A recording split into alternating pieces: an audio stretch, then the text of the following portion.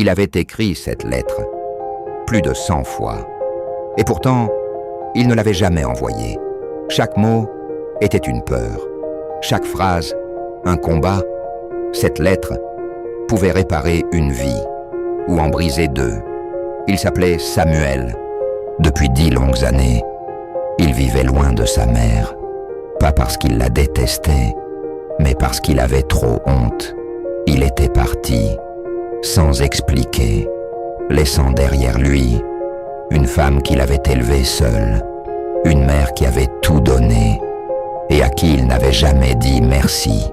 Chaque nuit, Samuel ouvrait son vieux carnet, il relisait les pages froissées et il écrivait toujours la même chose. « Maman, je suis désolé. » Puis il s'arrêtait. Le stylo tremblait dans sa main. Son cœur se serrait. Il se demandait « Et si elle me rejetait? Et si elle me disait qu'il est trop tard? Et si elle ne voulait plus jamais me voir ?» Alors il déchirait la lettre. Encore et encore. Les morceaux de papier tombaient au sol comme ses espoirs. Mais le silence devenait trop lourd. Et un soir, à genoux dans sa chambre, il pria « Seigneur, aide-moi à réparer ce que j'ai brisé. » Le lendemain, sans plan, sans message, Samuel est monté dans un bus. Le moteur grondait doucement, la route défilait devant ses yeux, mais son esprit était ailleurs. Son cœur battait comme un tambour. Ses mains tremblaient. À chaque kilomètre, la peur grandissait, mais aussi l'espoir. Quand il est arrivé devant la maison de son enfance, le temps s'est arrêté. La porte était là, la même. Il a levé la main, puis il l'a reposée.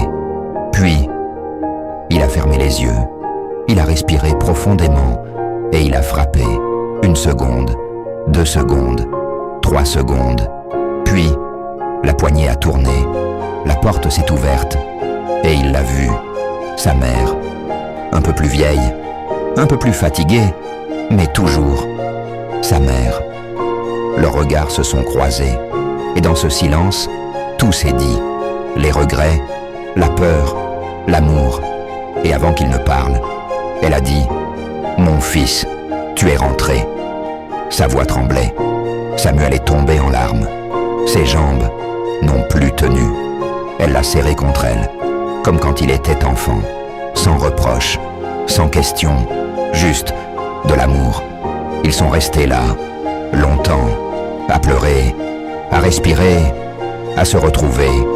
Et dans cette étreinte, Samuel a compris quelque chose. Parfois, Dieu ne change pas ton passé, mais il te donne le courage de l'affronter. Parfois, il ne supprime pas les erreurs, mais il transforme la honte en guérison. Et parfois, la lettre que tu n'as jamais envoyée doit être remplacée par une visite.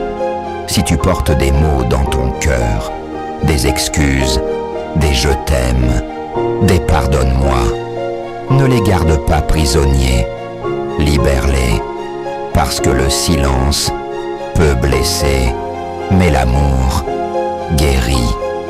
Abonne-toi pour plus de vidéos d'espoir.